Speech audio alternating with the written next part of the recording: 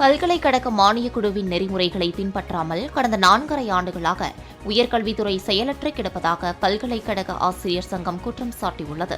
சென்னை சைதாப்பேட்டையில் இயங்கி வரும் கல்லூரி கல்வி இயக்குநர் அலுவலகம் முன்பாக 3 நாள் காத்திருப்பு போராட்டத்தை தொடங்கியுள்ள பல்கலைக்கழக ஆசிரியர் சங்கம் இந்த குற்றச்சாட்டினை முன்வைத்துள்ளது.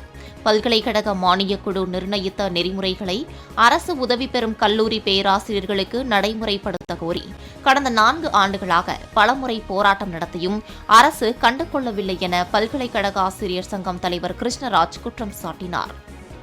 2018 மத்திய அரசால் யுஜிசியின் வாயிலாக அறிவிக்கப்பட்ட ஊதிய மாற்றம் 2021 அரசு ஆணையாக வெளியிடப்பட்டு அந்த அரசு ஆணையை முழுமையாக பின்பற்றி அதனுடைய பலன்களை எல்லாம் தர வேண்டும் என்ற கோரிக்கையை முன்னிறுத்தி இன்றைய நாள் வரையிலே நாங்கள் போராடி கொண்டிருக்கிறோம். கடந்த 4.5 ஆண்டு காலமாக இந்த கோரிக்கைகள் அப்படியே இருக்கின்றன.